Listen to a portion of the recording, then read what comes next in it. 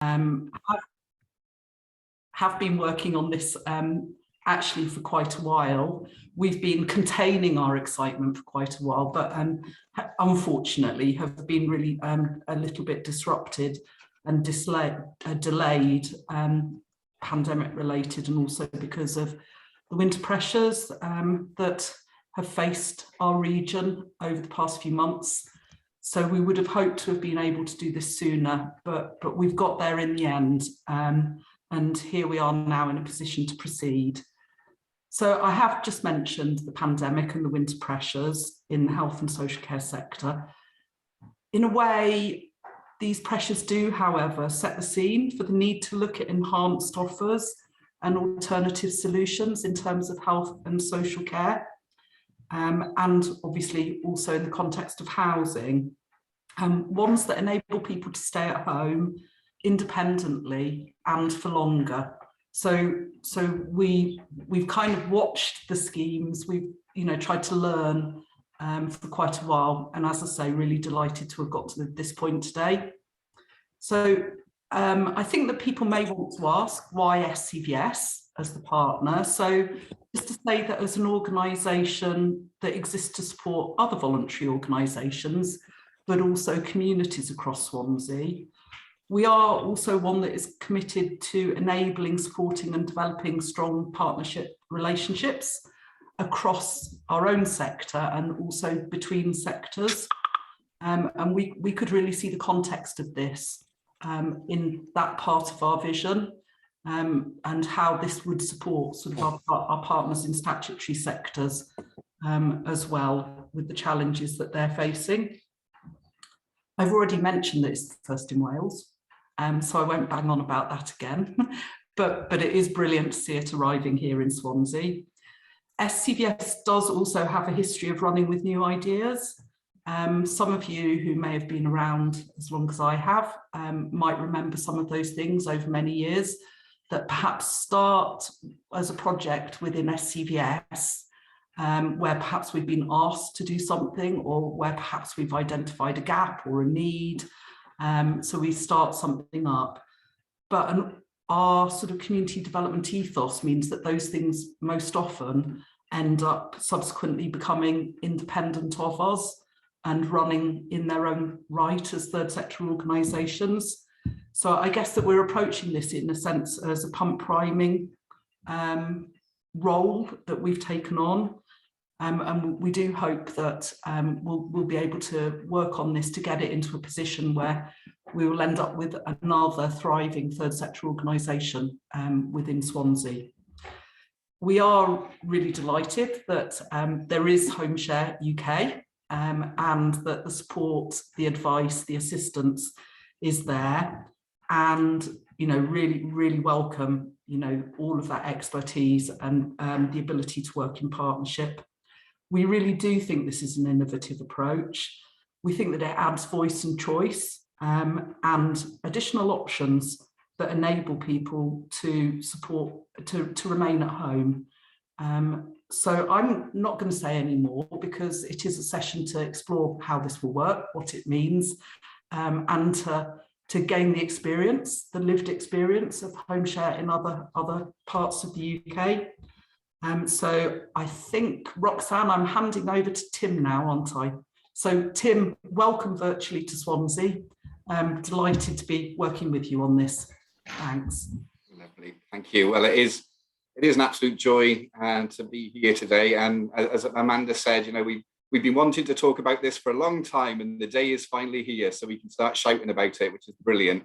I will, I'm sure, say several times that this is the first in Wales, so I don't think there's any problem in that. I'll start to share my screen. So I'm going to talk a little bit more about the overview of Homeshare, a bit about the history, and a bit of about Shared Lives Plus and how we came to be involved with Homeshare. So I'll share my screen now, and hopefully you'll be able to see my slides. Hopefully you can all see that. So my role is the Homeshare Wales Development Officer for Shared Lives Plus. And as Amanda said, I've been working closely with particularly Roxanne in SCVS to to bring Homeshare into Wales. So it's great to be a part of this today. So as we start, I'm just going to pose some quick questions for you, which I don't expect you to shout out answers, but if you can come up with answers in your head as we go along, just to give you a little idea of the breadth of Homeshare. So my first question to pose for you to come up with an answer in your mind is, how many people benefited from living in a Homeshare arrangement in 2021? And this is according to Homeshare UK's latest sector report. So if you can come up with a figure in your head, how many people do you think were in a Homeshare arrangement? Well, the answer is there were 1,126 people in Homeshare arrangements throughout the UK. Then we can go on to, in that year, how many hours of support do you think were provided to householders by home sharers? So support that was provided to the older person in a Homeshare match by the younger person. Any ideas for you to pluck a figure into your mind? Well, the answer is 196,000 hours of support, which I think is an amazing figure. And then the final question is, how long do you think is the current longest Homeshare match? So of the matches that are going on at the moment, which is the one that has been going on for the longest, if you can think of a figure. Well, the longest running one at the moment, and this does change constantly, but the longest running one is 5 years and two months, to give you an idea of how long some of the Homeshare matches do last for. So that's just a quick introductory, but the things I'm going to cover as part of this presentation is a little bit of a look at why Homeshare is needed, what's the evidence of the need, a little bit about what it is, although Roxanne will talk much more about the context within Swansea, a bit about the history of Homeshare, and then a little bit about the Homeshare UK network and what that provides to our members throughout the UK. So just to kick off, looking at a few areas of need which show why Homeshare is so required at the moment. So I don't think it's any surprise to say to anybody that's on this call at the moment that there is a crisis within social care. We know that budgets are constantly being squeezed, that there's a constant demand on resources and services, which is something we're all familiar with. And then as you project forward, we're told that within the next 20 years, we predict that around a quarter of the population will be over 65. And there is the potential of bringing increased demands on services there. There is a shortage of staff within the social care sector, which also puts pressures on it. And some of the issues that brings into mind are things like people struggling to return home from hospital because maybe there's not the services in place for them. So that's some of the direct impact on those situations. We have that social care issue. We also have a housing demand issue. Shelter Cymru last year said that there are 67,000 people on the social housing waiting list. The First Minister has committed to build more affordable homes, but there is still a disparity between those number of homes and the number of people on a waiting list. We also see that rent increases in the social rented sector are having a real impact on the ability for people to, even working people, to access affordable accommodation. Alongside that, there is the issue of house prices, which in Wales, we've seen house prices rise by around 17% in the last year. We've also seen a huge rise overall. If you were to go back to 1997, the average house price was around 3 times the average wage. Now it's around about 6 times the average wage. So getting on the housing ladder is becoming very, very difficult, particularly for first-time buyers, particularly for younger people. So affordable housing is a real issue. Then we look at isolation and loneliness, which we know is an issue for older people, particularly older people who are living on their own, feeling isolated in their communities. So Welsh Government stats say that around 24% of 65 to 74-year-olds feel socially lonely, and 75% of over 65-year-olds sometimes feel lonely. We know that according to the Older People's Task and Finish group, loneliness leads to an increased risk of early death, and the impact on health is the equivalent of smoking 15 cigarettes a day. And then finally, in-work poverty. Very sadly, not a great stat for Wales, but Wales has the lowest pay for every sector compared to the rest of the UK. We've got the highest in-work poverty rates outside of London. And according to Cardiff University, fewer than half of the personal care workforce in Wales earn the real living wage. So that's the context into which Homeshare comes. So an issue around people needing support to live in their own homes, and an issue of people needing to access affordable accommodation. So those two issues are summed up in those areas of need. So how does Homeshare seek to address those issues, and what exactly is it anyway? Well, as I said, I'm sure Roxanne will talk more in detail, but in very, very briefly, it's where two unrelated people through mutual benefit come together, share what resources they have in order to meet each other's needs. So it's very much a reciprocal arrangement between the home sharer, which is traditionally a younger person in need of affordable accommodation, and the householder, who again is traditionally an older person with a spare room. They come together with the capacity to make that agreement that they want to live and share that space together and support each other. So they both have something to give, and they both have something to gain from that arrangement. So I can talk about Homeshare, Roxanne can talk about Homeshare, but actually we want to show a little bit of a clip that talks a bit more about it from the perspective of a home sharer and a householder. So if this clip doesn't work, sometimes it depends on your own broadband. Don't worry, we will share with you the presentation so you can catch up if it doesn't work for you right now. So this is, we're going to hear from Florence and Alexandra.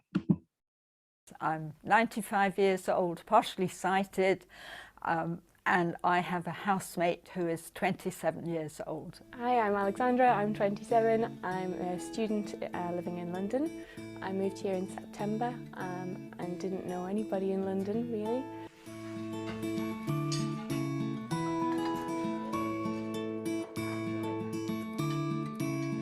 I wanted to do it because I was very lonely and because I think we all need companionship.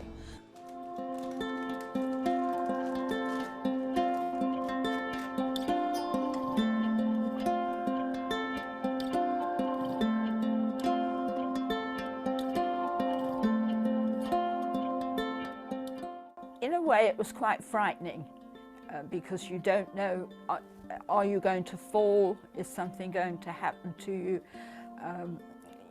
Also, you're bored to tears. You are used to leading an active life, and suddenly there is nothing.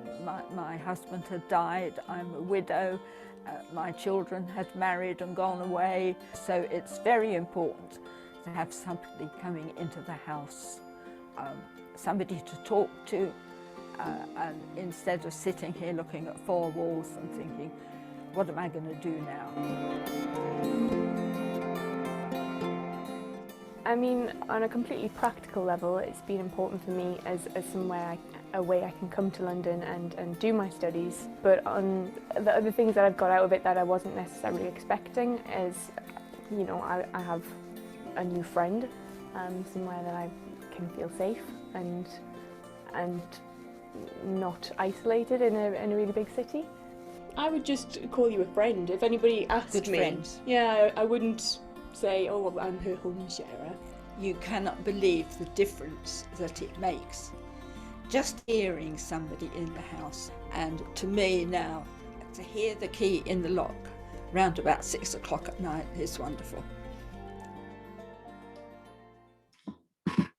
I'm Florence. So that was Florence and Alexandra speaking about their experience, which is much more better than me trying to explain what it's all about. So that is an example of a home share arrangement. So where did it come from? Well, we often think of home share as being a new idea, It's not a new idea. It might be new to Wales, but it's been around for a long time. So it started 50 years ago. It's actually got its anniversary this year, in 1972 in the USA, when Maggie Coombe, who was the founder of the fantastically named Grey Panthers, set up the first Homeshare program. And if you don't know anything about Maggie Coombe, she was a fantastic activist, particularly for older people, but saw the need for intergenerational working to address issues. So she founded the first programs, which are still running today. In the UK, it was brought over by Nan Maitland, who was an occupational therapist. And through the work that she was doing, she could see the benefit of having practical support and companionship for people living isolated on their own. So she brought the first programs into the UK in the 1980s. And then there was a growth in the early 2000s where a few programs started up, one of whom is Homeshare West, which is still running today and is a member of Homeshare UK, which covers Bristol and Bath.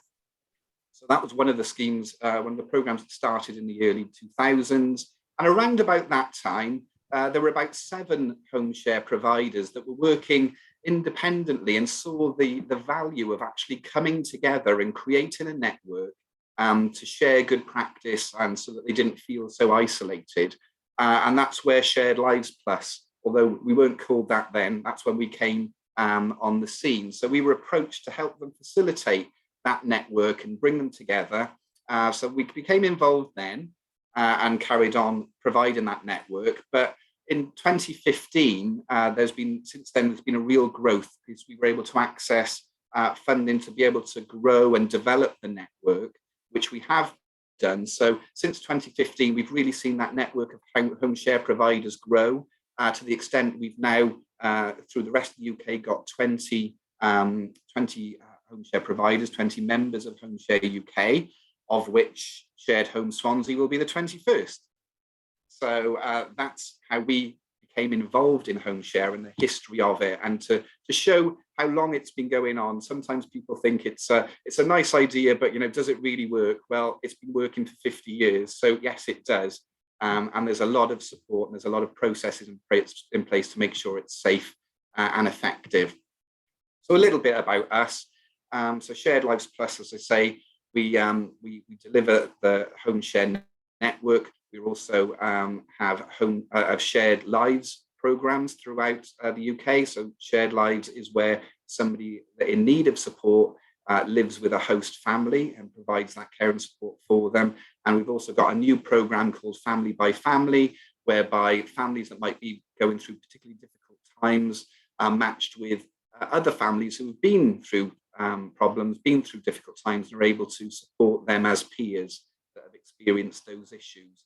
And the reason why we run these kind of programs is because of our vision, which is to have a kinder, stronger society built on sharing our lives and our homes. So as you can see, Homeshare is very, very much in line with our vision for what we want to see, not only in our organisations, but in our communities and in our society. So Homeshare in Wales, to bring it to where we are now, what we're talking about today, we were really, really fortunate to access funding from the Welsh Government last year, who, like us, saw the real importance of Homeshare and how it can meet some of those issues that we're facing in Wales at the moment. So they have funded us for 3 years to develop 3 pilots. The idea being by the end of the 3rd year, the 3 pilots should be self-sustaining and able to develop and run themselves on the income that they are generating through running the programs. So as of that, Shared Homes Swansea is the first of those 3 pilots. So really excited about that today.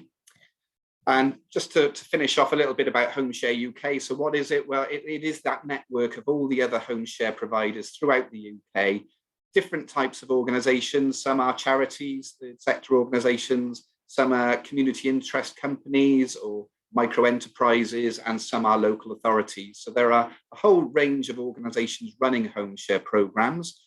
And because of that, we've got so much good practice, we've got so much knowledge, we've got so much experience that as that network, they bring together that community of practice. We also then, by all the organisations coming together, have a louder voice so that we can take on national campaigns, we can have media opportunities, make the most of media opportunities by sharing our resources together. And as part of Shared Lives Plus and facilitating that network, we produce resources, tools, templates, policies, good practice guides, all the things that Homeshare providers need to set up, to get up and running and to deliver those Homeshare programs safely, effectively, and within legislation. So we provide all that to our members. So that's Homeshare UK. So hopefully that's given you a good idea of the history of Homeshare, where it's come from, why we are involved, and the support that we'll be providing to Shared Homes Swansea. So if anybody does have any questions or want to get in touch, by all means, please contact me by email. If you want to talk about anything that I've covered, by all means. And if you're from a different area and be interested in hosting a program, by all means, get in touch as well. So I will stop sharing there and hand back to Roxanne. Thank you. Right, I'm going to share mine. So I'm going to talk a bit about how this is going to work in Swansea. So as Tim said, we are calling our scheme Shared Homes Swansea. Let me just try, there we are. Mainly because we were very aware that there is Shared Towie in Swansea, and we want to obviously link in with them and not sort of have a similar name to them. So we're going to be Shared Homes Swansea. So as Tim mentioned, so Homeshare is all about bringing people together, so people with spare rooms, with people that are happy to lend a bit of help around the home, offer that sort of companionship in for a sort of affordable accommodation. So both the householder and the homesharer obviously benefit to be involved in this project. So homesharers offer 10 hours of support around the home every week to the householder. So this sort of support isn't hands-on care, it's not a personal care sort of relationship, it's that sort of help around the home, things like cooking, maybe a bit of cleaning, gardening, sort of helping people sort of get sort of digital access. So a range of things really that people might sort of do in their home every day anyway, sort of just that additional support. So these sorts of tasks are agreed before the home share is kind of started, and obviously these are the sorts of things that we were looking at when we do the match. So making sure that people are happy to offer certain tasks, and we match them with people that have certain needs for those tasks. So obviously they offer company and companionship. And then for the householder is that their presence during the night. So they've got somebody with them like in the night time as well. So benefits for the home sharer is the main one is affordable accommodation, but also it is company and companionship for them, and it's a safe sort of accommodation for them. I'll go on to talk a little bit about some of the vetting that we do, but as the lady mentioned in the video, it's an opportunity for somebody that might be new to an area to have that sort of home environment and live somewhere that just feels a bit safer and has got a bit more of a sort of family environment feel.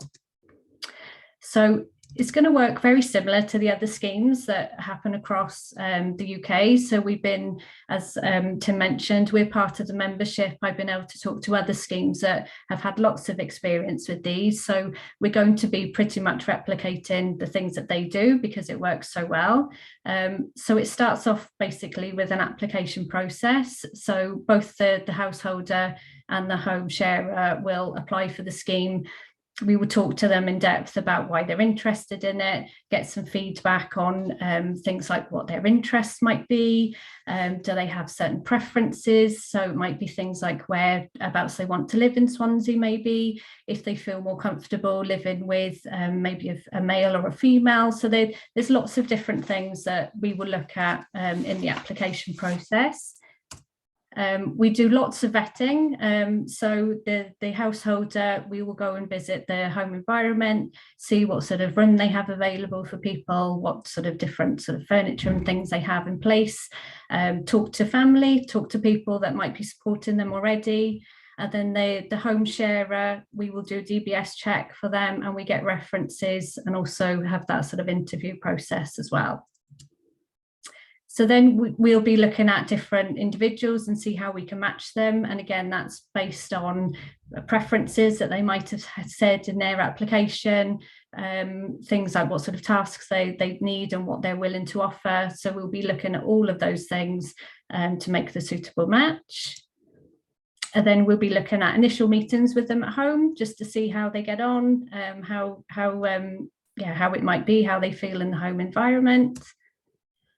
Talk about some more practical arrangements. So discussing these tasks, there is an arrangement that's in place. It's a written arrangement, an agreement that both parties sign.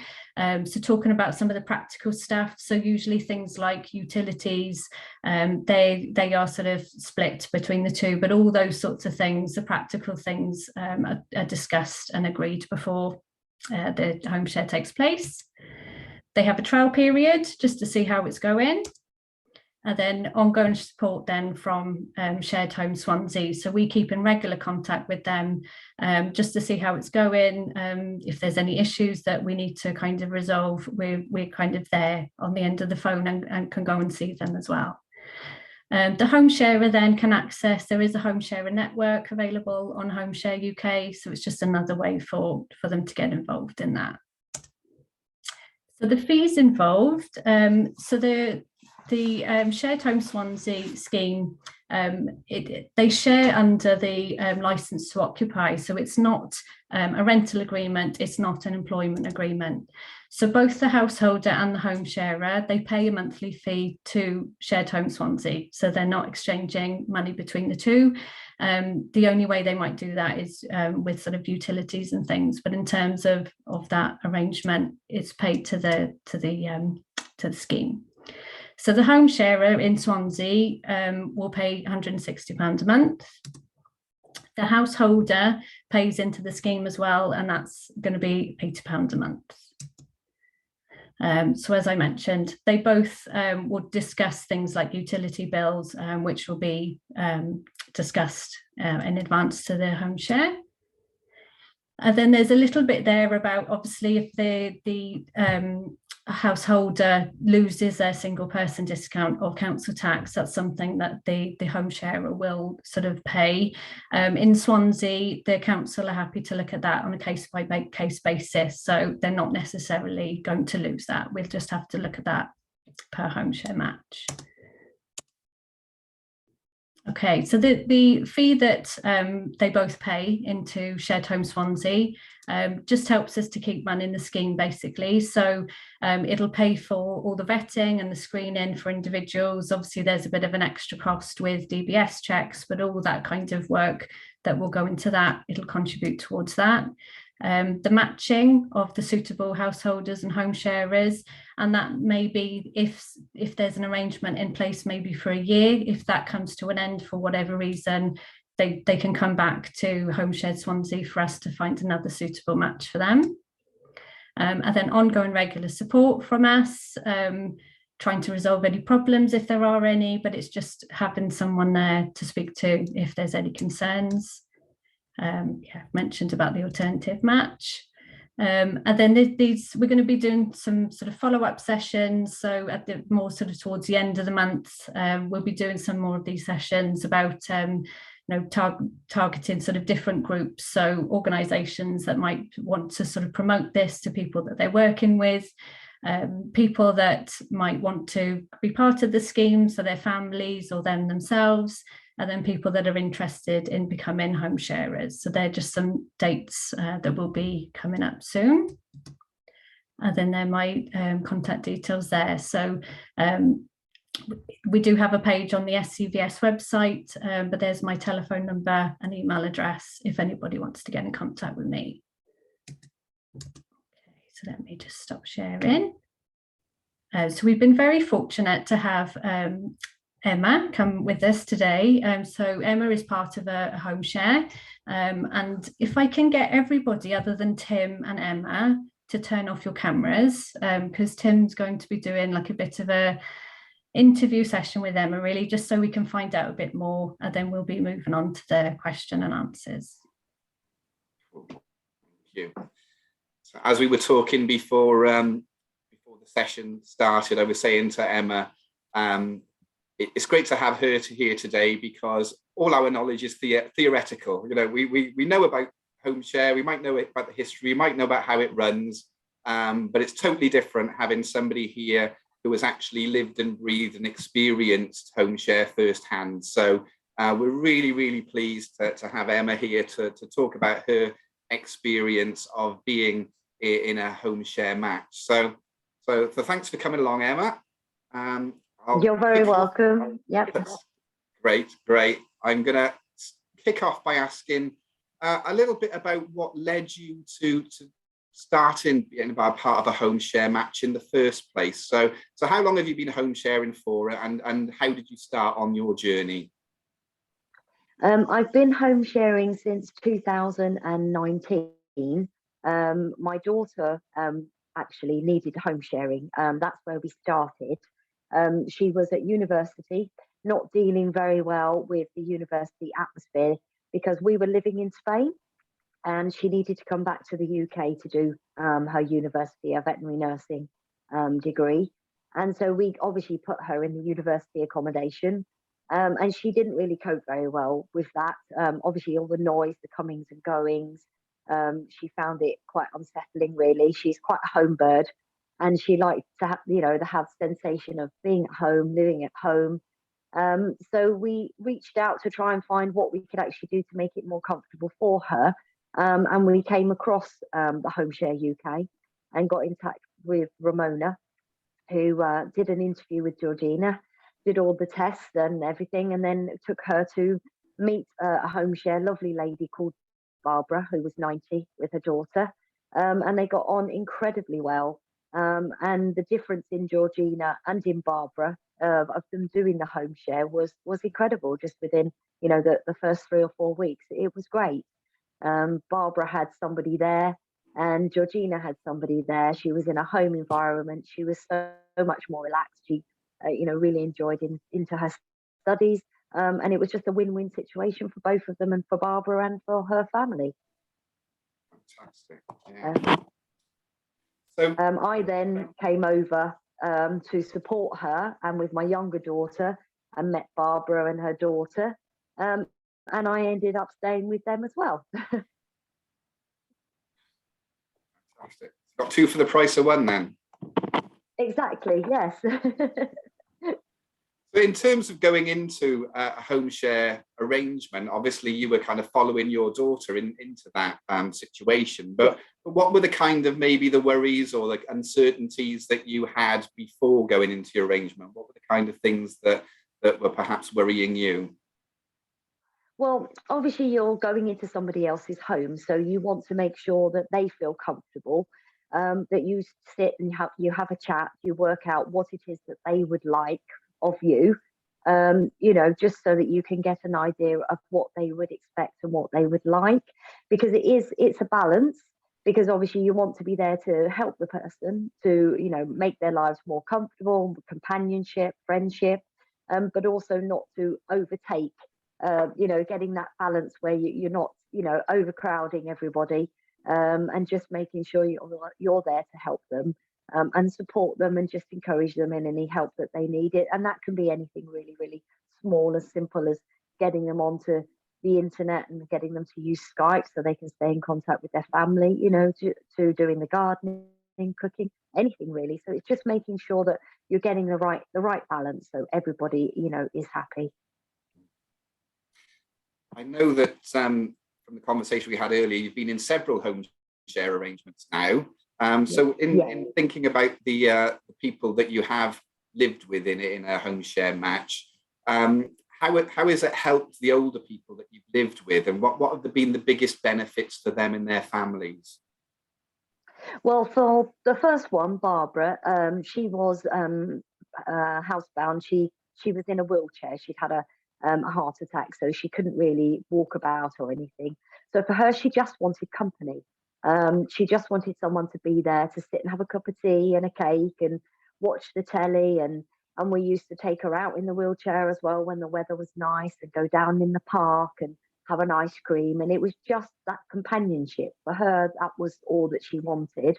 And also for her family to know that she was safe, that she had somebody there at night, that she wasn't frightened, being on her own, because not being able to get herself out of bed or anything like that makes them feel that little bit more vulnerable. So to just be there and that support, and you're also there at the end of the phone, that you can give the family a call should you need it. The other ones that I've been in, the other lady, she had Parkinson's. So for her, it was enabling her to be able to stay in her house for as long as possible. And mainly for her was having her dog.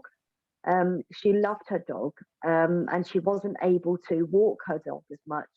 And so at one stage, she did have her dog taken away from her because she wasn't able to look after her. So when we came in, my daughter and I, we were able to obviously help Sheila with just being around the house, getting about, and then we would exercise the dog for her so that she could actually have her dog back and have companionship. And then once she got herself into a little mobility scooter, we enabled her to get in and out doing the ramp so that she could then take her dog out for herself just a little bit around the block. So that gave her a little bit of independence as well. So that gave her a little bit of, independence back. And just that small little bit, being able to have her dog, her companion, that's who she wanted around all the time. So that was really, really important for her. And for the one that I'm here now, I'm with a couple now, both in their 90s. And it is just companionship, making sure that, the house is locked up at night, that everything is safe and secure for them. And also we take them out, we go to the cafe, we go to the pub and have lunches, and we sit in the garden. I think the most important thing for Joyce here is that I do the birds for her. She loves to sit and watch the birds. So every morning I make sure I go out and I fill up all the little bird stations, the bird bath, and then she can sit and get the joy and pleasure of watching them. So sometimes it's just those small, simple things that make a big difference. It sounds like it's very bespoke. It's very individual, isn't it?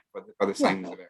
Yeah, definitely. You find out what that individual person needs, the support that they need and they require. And it's just, helping them do that, keep their independence and enable them to stay in their home for longer, because that's where they want to be.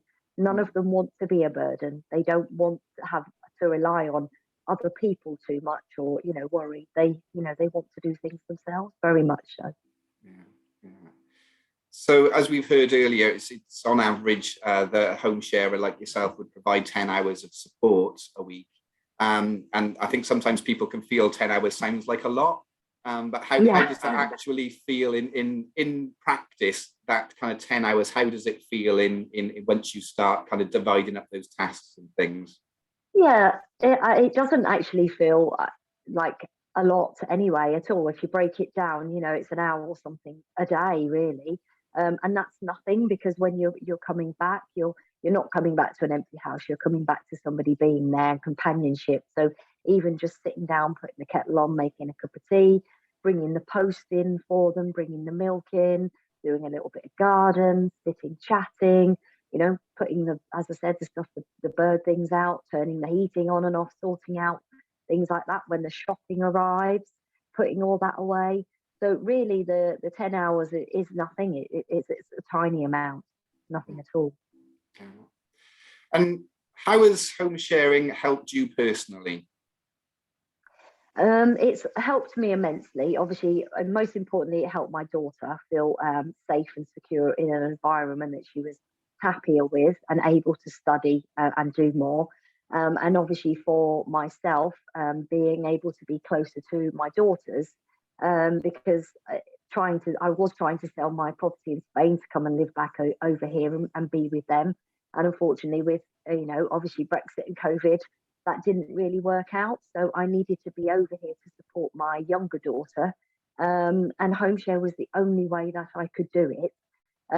It was affordable accommodation, and obviously it was helpful to me to be able to do that. I was here to be able to support them, to be close to them in an area that I didn't know. So I got a lot of help and advice from the homeowners themselves. Some of them had lived in these particular areas all their lives, so they were very helpful in pointing me in the right directions for different things, and just generally being encouraging and so nice and helpful. So one last question for you then. If there's anybody out there that's considering becoming a home sharer or even a householder, what would you say to them? What message would you want to give them? I'd say go for it. Don't look back. It's a win-win situation. You'll benefit, in lots of ways, in not just the companionship. You've got your friends and your family will feel happier knowing that you've got someone there, especially for the homeowner. If you've got family that quite a few miles away or even the other side of the world, knowing that you've got somebody there should you need it, companionship, someone to help you with everyday items that you need to do. And it's just someone, just companionship. It's great. Everybody wins. I think it's just amazing. It's a fantastic scheme, and I've thoroughly enjoyed doing it and still doing it. And for my daughter, it was absolutely amazing. The change in her was incredible. Fantastic. I think we've if we could have a new catchphrase, I think everybody wins would be a great one. So yeah, definitely. I think that mutual benefit is definitely something that we kind of picked up on, but you've summed it up so well there. So there's I can see lots of hands clapping. Thank you very much for allowing me to pick your brains on that. So thank you again. I'm going to hand back to Roxanne, who I believe is going to try to field some questions potentially. Thank you. So we've got a bit of time now for questions. So please feel free to put your cameras back on if you want to. But yeah, just to open it up to you really, if you've got any questions about how it works. Kerry, your hand was first up, I think. Hi, Roxanne. Yeah, it's a marvellous idea. I have come from a background of working with youth homeless for Barnardo's in Swansea, so I supported lodgings and things like that. So it's a similar-ish concept, I guess. My question is this scheme eligible for housing benefit? So the fees, because they're not rent, would that work? I don't know. Can I give this one to you? Yeah, sure. From my understanding, because the traditional model is homeowners and their home sharers, and within that, then it doesn't fall under a renting agreement. So it would sit outside of that. It's kind of flip sides. In some ways, it's good that it sits outside of the rent side of it, because we don't otherwise providers would have to register with Rent Smart Wales and things like that.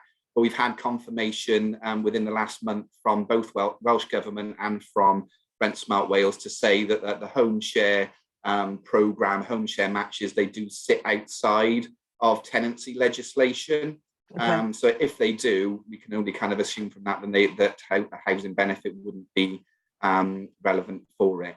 Having said that, one of the things that Shared Lives is doing at the moment is we've got a pilot program in England with the largest provider of social housing, which is Clarion, and we are, as part of that project, working through the issues of home share within a rental arrangement to see what those issues are, how it affects people's benefits and things like that. So we will be gaining more and more knowledge and more information about working with the rented sector. But in terms of the home sharer being able to claim housing benefit, that's not something that we believe that they can do. Okay, thank you. Okay, thank you. I'm not sure who was next. Ruth? Sorry, it's a bit kind of tied to the last question. Do the householders, do they have to own the home, or can they be renting? Can they be in council, or do the householders, do they have to own that home? They don't have to own it, do they, Tim? No, again, they don't have to. Say the traditional model is homeowners. It's a lot easier. It's a lot less complicated if it is a homeowner. There have been instances of people within a rented situation becoming householders. It just becomes a bit more complex if having to get permission from landlords, having to see how that, if they are claiming housing benefit for their home, how that will impact on them having a home sharer with them. So it's not unheard of. It's not impossible. It is a bit more complicated than what the traditional model usually is. Has it ever been used to help someone that might be having to pay bedroom tax? Has it ever been, then they have someone move in? Has it ever worked like that? Does that make sense? I believe I don't know whether it has, but obviously it could. It could definitely. With people that have got spare rooms that they are having to pay for because they're not being covered by their housing benefit, then there is the potential that would help them with it. I'd have to kind of check within the network to see the specific examples of that, but there is the potential that it could. Carol? Hello, I work in the hospital with discharge, so I'm a social worker.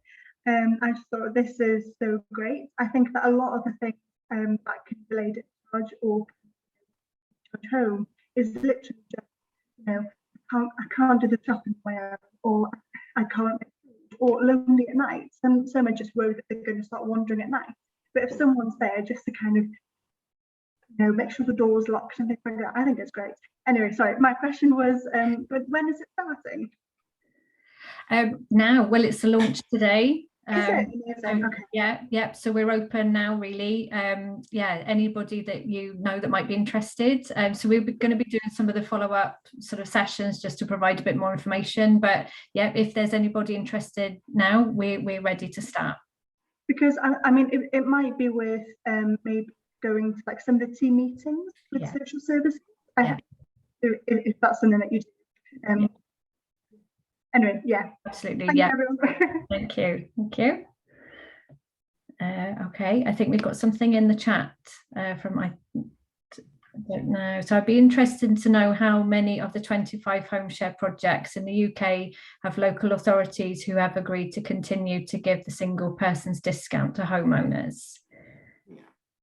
So I did go back to some of the other Homeshare schemes across the UK, and I think there are examples of where the council have kind of recognised the scheme and that it hasn't been affected.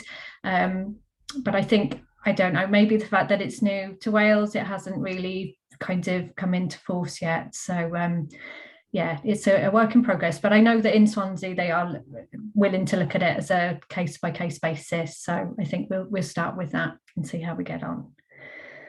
Okay, we've got another question in the chat. Would families be able to access Homeshare opportunities?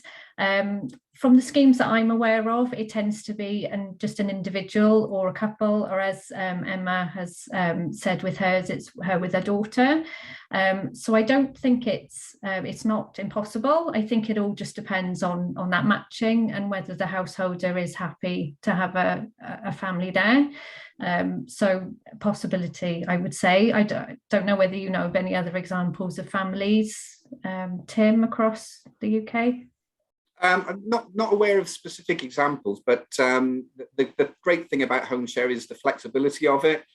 We talk a lot about the traditional model, which is generally older people and younger people, potentially students. But because the nature of it is about whatever both parties are comfortable or happy with, then it could be whatever they feel is okay.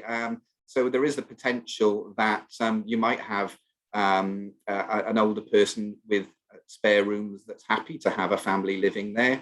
Obviously for others that would be completely out of the question. So it really depends on what is suitable, and it would potentially, if there's younger people involved, younger than 18, then that might affect the terms of the vetting and the DBS process then.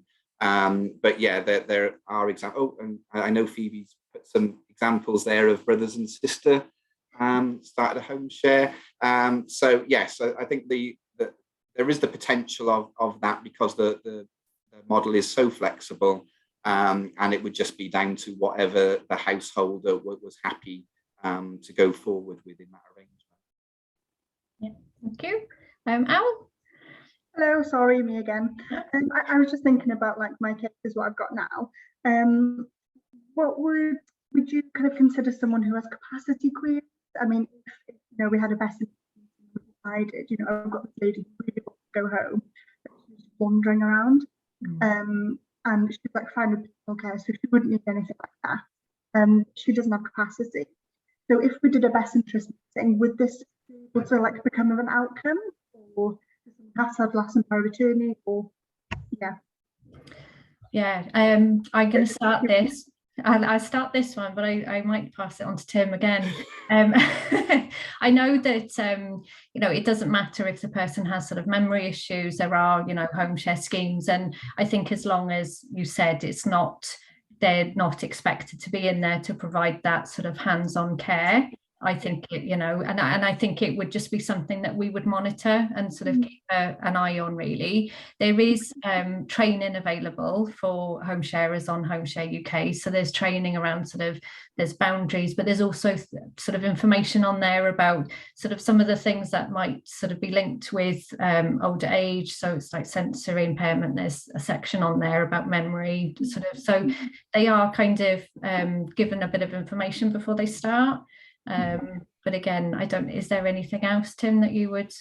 Well, just as we were talking, Catherine has reminded me that actually in that circumstance, it might be more suitable for a shared lives arrangement rather than a home share arrangement. So whereby the person that needs support actually goes and lives with a host family. So that might be more appropriate in those circumstances. So I think it depends on the individual.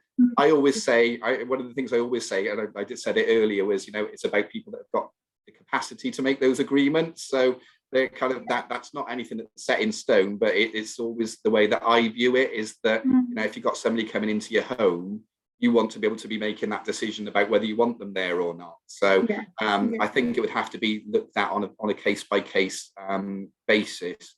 But yeah, obviously safeguarding is a massive issue for home share, and because of the way that the home share programs are run, any risks are totally minimized. So I think putting the safeguarding at the forefront, putting that decision making and capacity at the forefront would always be what we want to do in terms of making sure that matches are right, because any home share program is it will rise or it will fall based on the quality of its matches. Now you have to get those matches right. So the more that the individuals are involved in that process, the more likely it's going to succeed. Okay, thank you very much. Thank you. Any other questions? No, I can't see anything else. No one else's hand is up. Gail, my colleague, has put a link to the more information on our website in the chat. I'll put my details in here as well. So yeah, if you do have any other questions following on from the session, then please do get in touch. But as I said, we're open now for anybody that's interested. So yeah, please spread the word, and yeah, get in contact if there's anything else you want to find out. Okay, thank you. Thanks very much. Thank you. Thank you. Thanks all. Thank you. Thanks, Emma. Thanks, everyone. Thank you. Thanks, everyone. Nice to meet you all. Thank you. Bye.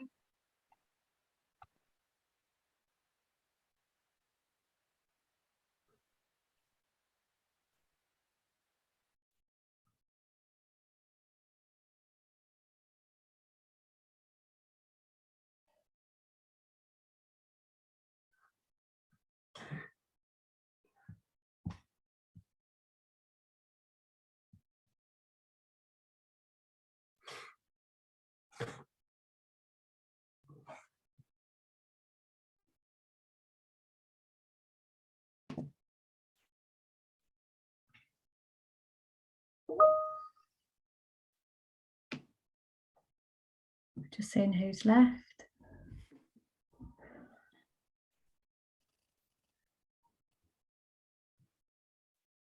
Here we are. Is Nikki part of Homeshare? No.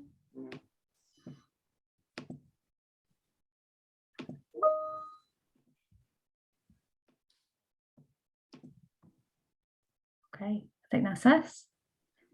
Stop recording now. Yeah, good point. I forgot to press record earlier.